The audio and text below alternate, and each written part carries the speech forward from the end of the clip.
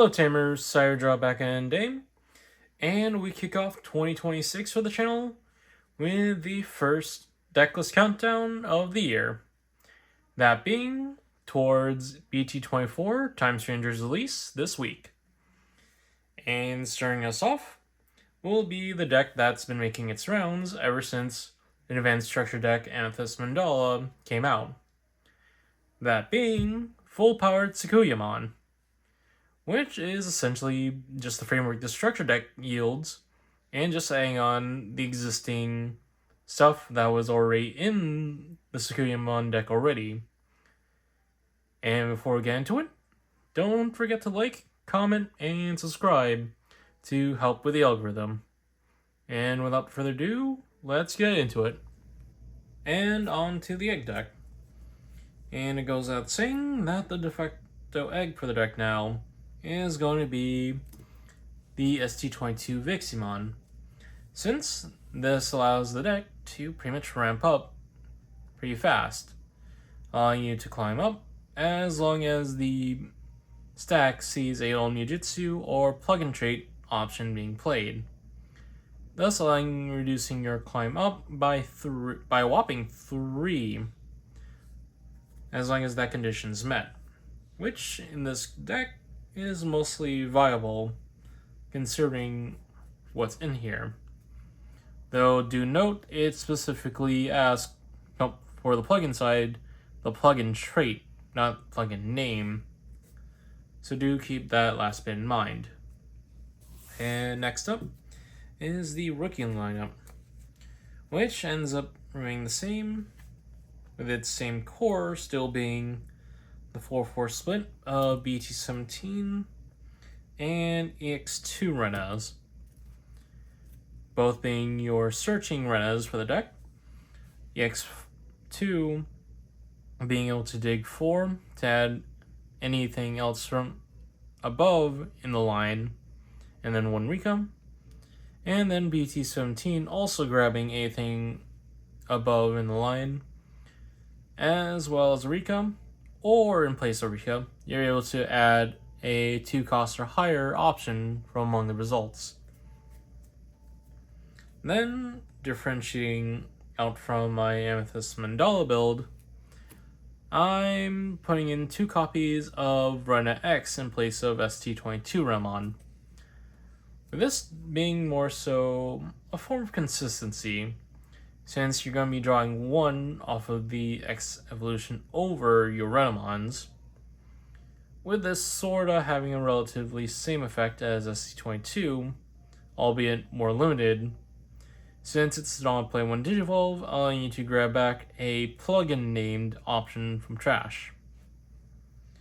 Though once again, the trade-off here is pretty much allowing you to draw by X evoing off of your Renas, and thus allowing the base Renas to have their effects, their inherits, live. Since BT17 hits opposing Digimon with sec -1, Rena refunds you, EX2 Rena refunds you 1 memory, and then Rena X dishes out -2000 EP when all 3 of them, when they see you play out a option that's 2 cost or higher. As for tech pick, it goes without saying that ST22 still has wiggle room to be added in, since it's a 3 cost Rena instead of Rena X, with the ability to pitch away 1 card in order to recur a Onmyujutsu or plugin trait from trash, as well as granting barrier much more earlier on.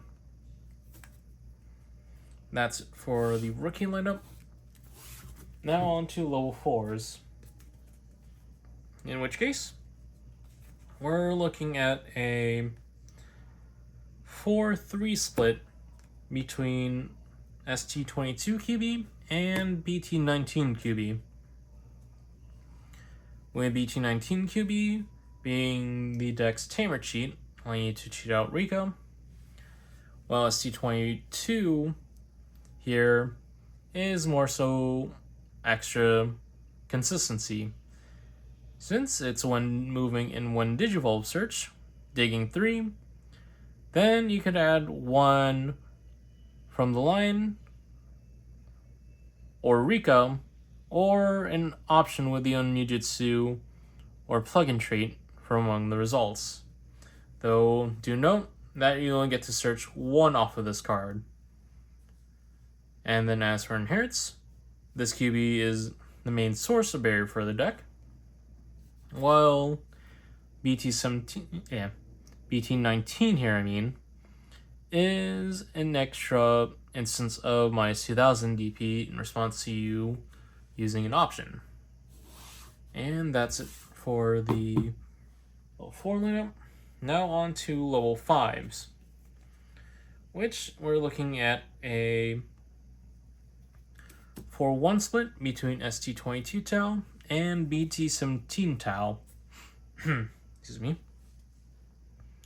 With this lineup here being mostly geared towards the aggro side of this deck. Going over effects, ST22 Tau has the 1 Digivolving and on play, hitting imposing Digimon with minus 3000 EP, as well as the inability to use 1 Digivolving effects until the end of their turn. With the 1 attacking effect, to use an option with the Onmujutsu or plugin trait from your hand or from underneath a Tamer. Whereas BT17 Tau is a barrier body with the ability to sling an option that's yellow or a plugin trait from hand, reducing its cost by 2. With ST22 winning out due to its inherit for more aggro, since it's an attack, allowing your Sakuyamon name Digimon to unsuspend. And do note, this does not have to be the Sakuyamon that this inherit is under. Thus, if you already have 2 Sakuyamon names on board, you can make use of this effect to burn one of your own security and hit the other with the ability, with the unsuspend. And then BT17 here pretty much makes its one Digivolve effect its inherit when attacking, thus allowing you to sling out a yellow option or plugin trait, plugin name, reducing the play cost by 2.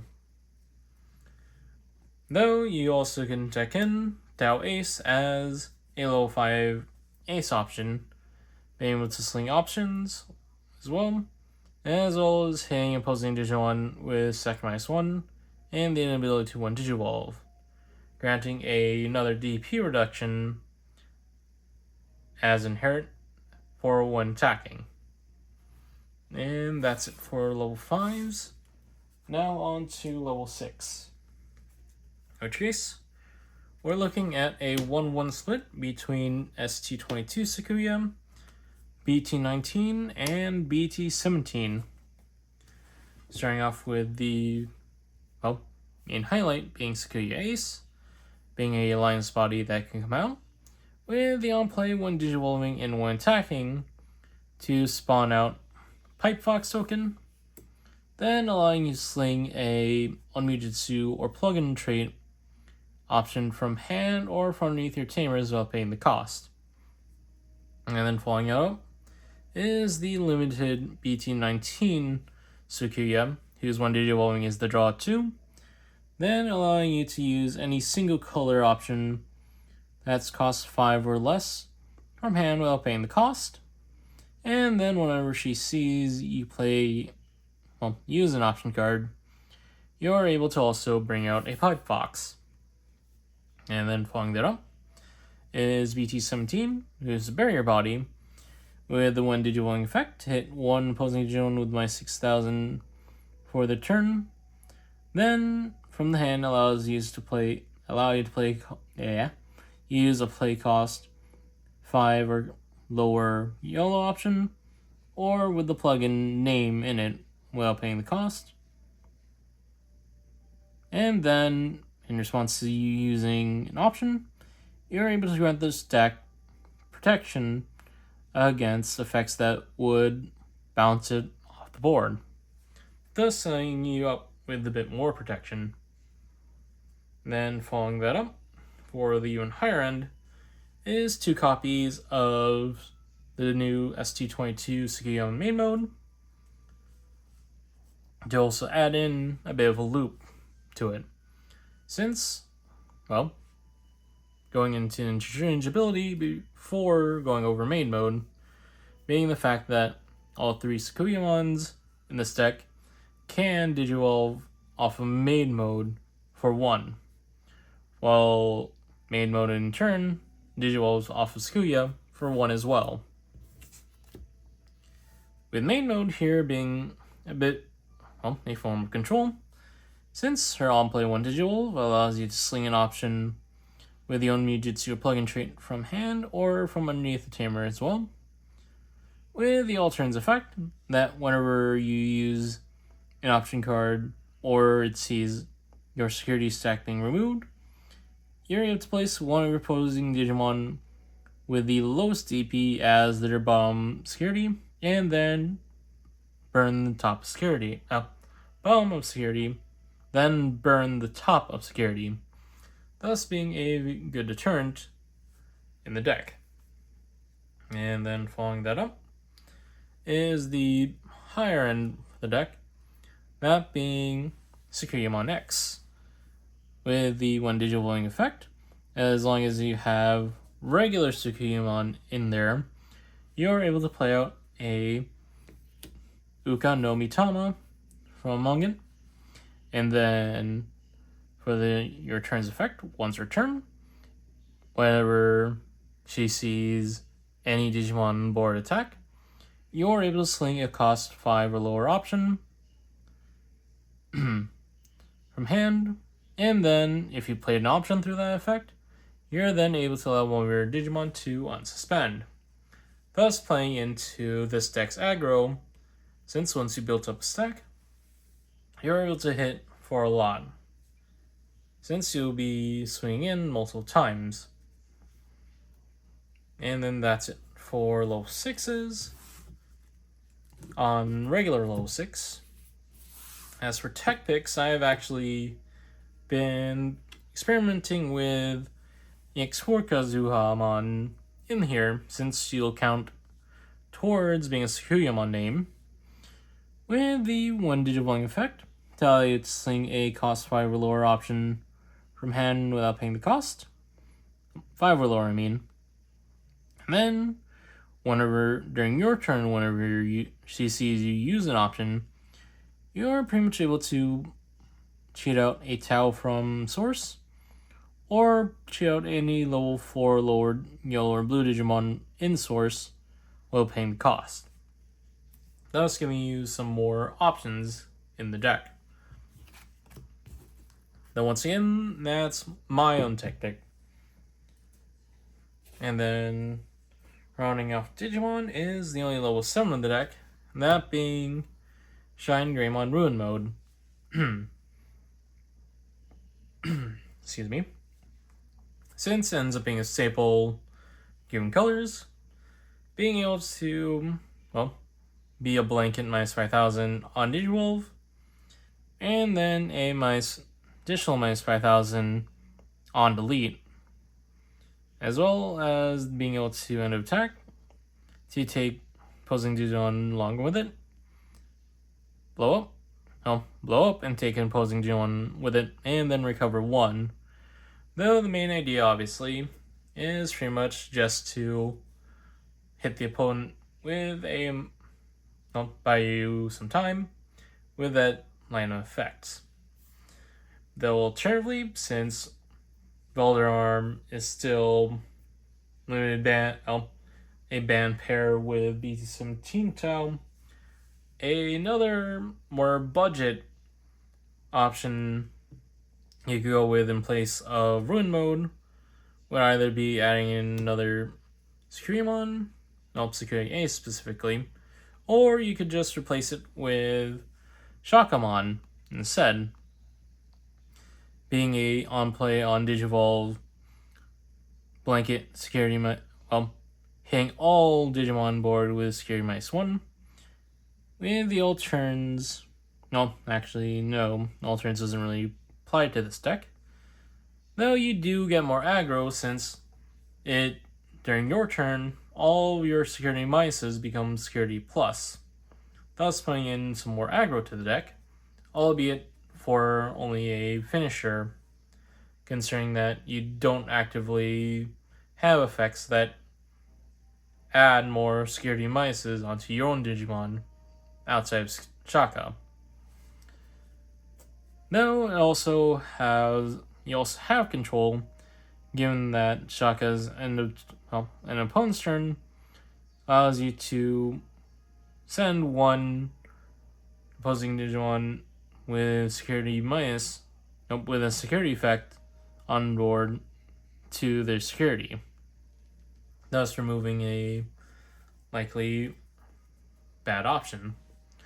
Again, the Shaka doesn't really work as equivalently well, since it's more so finisher option, really. And that's it for Digimon for the deck. Now on to Tamers, in which case ends up being a 4-2 split between BT19 Rika and ST22 Rika. BT19 being the main Rika here. BT18 being the main Rika here, given that it's extra consistency, since her on play allows you to grab one from the line, and also a plugin trait name, plugin name from among the revealed, off of the Dig 3, with your turn's effect to refund you back one memory whenever she sees you play an option.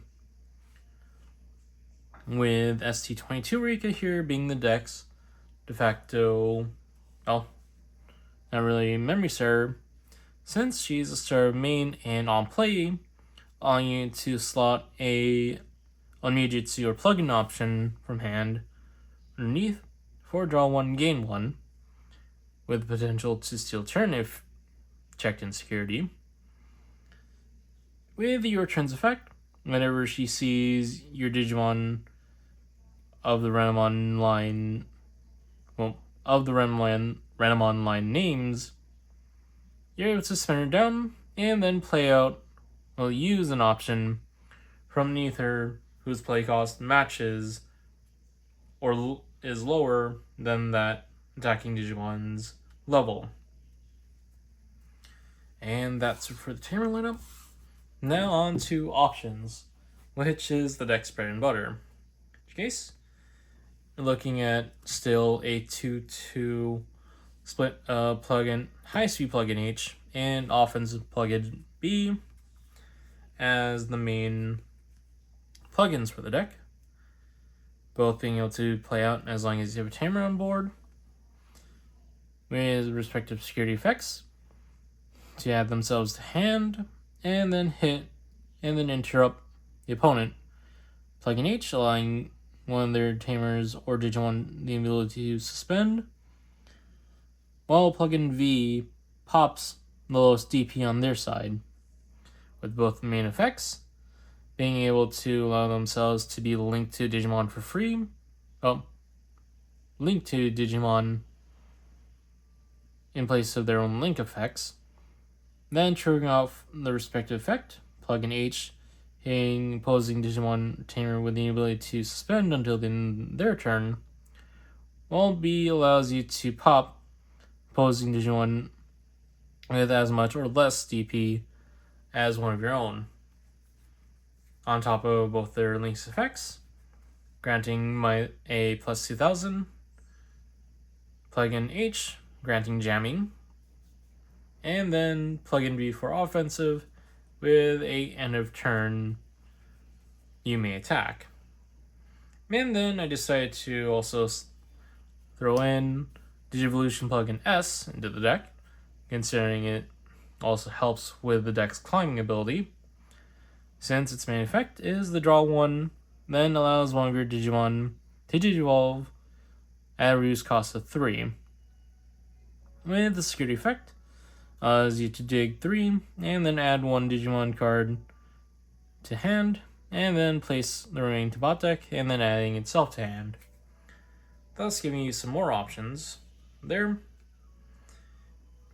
And then for more play options, being the 2 copies of Amethyst Mandala from the structure deck, being another draw engine, another draw off its own effect, and then placing itself face up at the bottom security.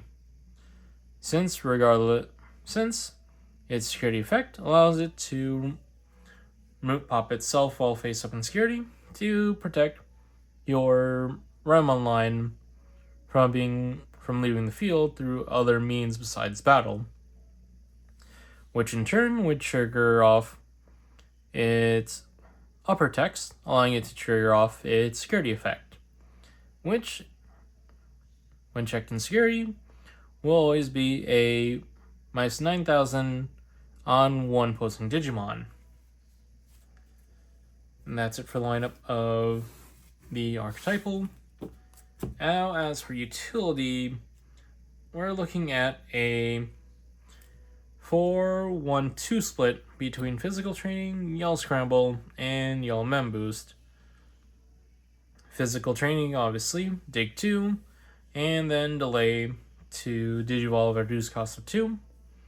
Yell scramble, Digivolve reduced cost of 3, and then start of turn delay as long as the opponent has a Digimon to return the card to top deck, and then if you're on an empty board, you're able to revive a rookie that's, a yellow Digimon with 2000 EP or less in cost, and the security to also play out yellow with 2000 EP playing cost from trash.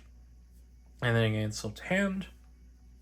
And yellow mem boost as the deeper dig out of these options, as well being a memory delay for later.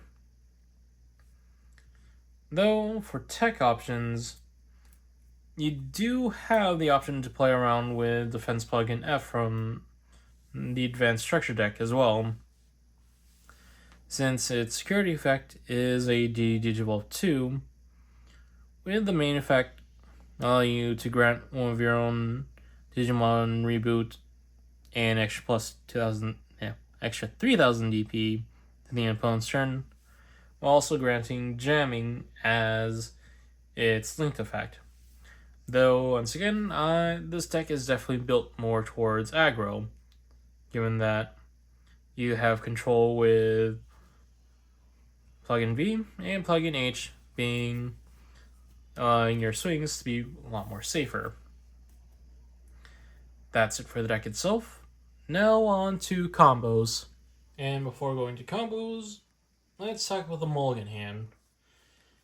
Since most of this deck is pretty much a whole lot of consistency, you're obviously going to be wanting to see either combination of 2 of your rookies in hand, one to go to Digivolve in the back, and then one to play out depending on circumstance. That specifically being, ideally being EX2 and BT23 right now. Though, you also, depending on circumstance, you may want to just climb and raising. In which case, ST22 QB works, since you'll get another bit of searching once you promote out. Well, BT19 QB will TL Rika, wouldn't be on hand during the next turn to Chio Rika, which, once again, BT18 Rika is more searching, while ST22 here is more, use of options, by pitching away one to play one Omijitsu or plug-in trade option under 4 draw 1 gain 1 memory to be used later on. Though do note, Digivolution plugin S does not count towards it since it's only plugin in name. It doesn't have the plugin trait. Yeah. And then obviously seeing physical training and yellow mem boost to dig in place of your searching keys. And with that, now on to the combos. And starting off with a climbing combo, we're pretty much looking at from a established board. Sitting at the 1 memory mark, and pretty much being memory choked since we don't really have any memory Tamers. Thus, making use of either Rikas to manage to keep turn to go into your climb towards your top end. Since looking at this situation, we have ourselves a few means. Since ST22 Rika can pitch a plugin trait or Onijutsu from hand, or gain 1, draw 1, thus giving you memory to work with, or pretty much Rico to at least refund you 1 as you climb. Since from here, you can go a number of ways, though obviously making use of Yellow Man Boost or Physical Training's delay to help with it, to keep turn, or using Yellow Scramble or Digivolution plugin S to make the evolution up into your Talmons free. Since from here you could go a number of ways. Since you get the benefits of Taos when Digivolution, and then go for face, triggering off the effects to grab out a plugin or Onijutsu from underneath Rika without paying the cost, thus allowing you to then trigger off the Vixie Inherit to go into either Sakuya that you have in hand. Since from there, that swing will then readjust as the new Sakuya following Digivolution effects. Excuse me again. ST22 and BT19. Grabbing out a Pipe Fox, as well as slinging an option from hand, or BT17 to pretty much grant yourself protections. Since from here you could go a number of ways in how the stack gets built. Since in either process, either plugin, specifically, well, ideally plugin H, being part linked into the stack, pretty much allows you some added protection instead of needing to use barrier to protect yourself for it. Since outside of other options in mind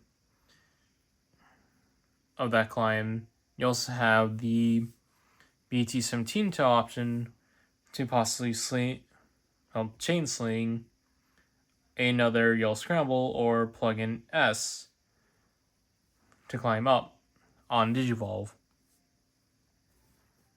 Thus, once again, resulting in a Sakuyamon on board for practically free or at minimal cost of 1. Though then again, depending on board state, you're also looking at number of ways to keep turn in your favor. Obviously, if you've established BT17 Rika, you'd practically be sitting at 1 memory to make your plays going into Sakuya X at its full volume and bring out a Uka no Mitama, thus putting at least 2 Actually, scratch that. 3 on board. 3 swings on board, since you get to trigger off the Sakuya on swing, thus triggering off the effect, slinging another option to use from hand in order to get the unsuspend, or making use of whole other options, since you also can make use of the innate ability of Amethyst Mandala to set up all more protections as well, depending on how you've timed things and how the board looks, since SC22 Rika can play it for you, or you would have played Amethyst Mandala off of Tau before going into Sakuya. Since pretty much the main idea is now all aggro at this point, as you either have a Sakuya X stack, Sakuya stack, with BT17 Tau making use of effects to make your link plugins a lot more cheaper to play off and then link up, or you go full value with ST22 for your full bevy of multi-attacks, since you're looking at 3 alone off of the Sakuya X stack you built, and then a 4th off of the Uka no Mitama's Rush. Though again, board state varies depending given ratios. Heck, you may even just decide to make use of main mode's 1 cost evolution to set up main mode on board to pass turn at 1, sling another option on board, then have a removal on board to deter the opponent from swinging into security. Which again, we're pretty much looking at a whole lot of protections for the stack that you built.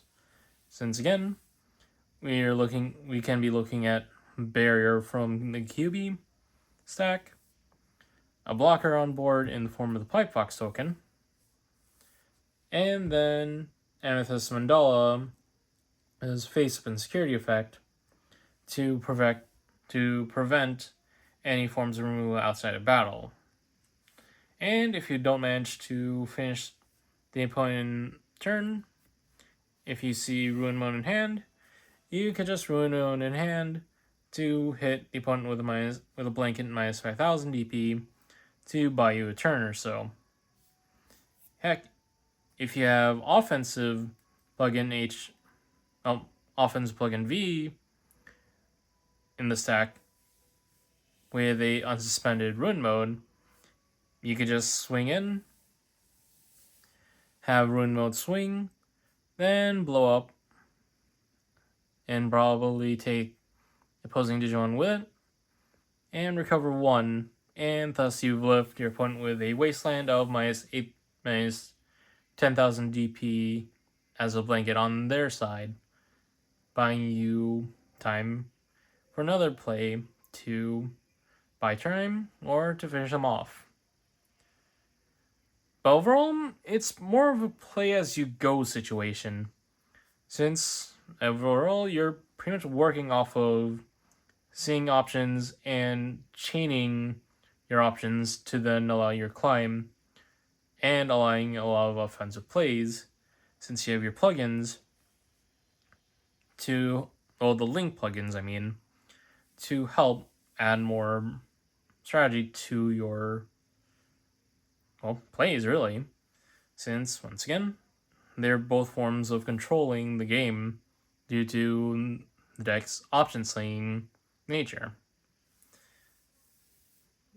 But yeah, overall that has been my look at Full Power Sakuyamon in the BT23 format.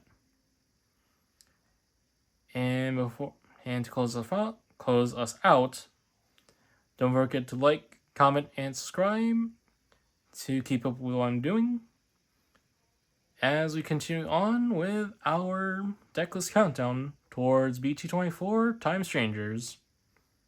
And this is Cyberdraw signing off.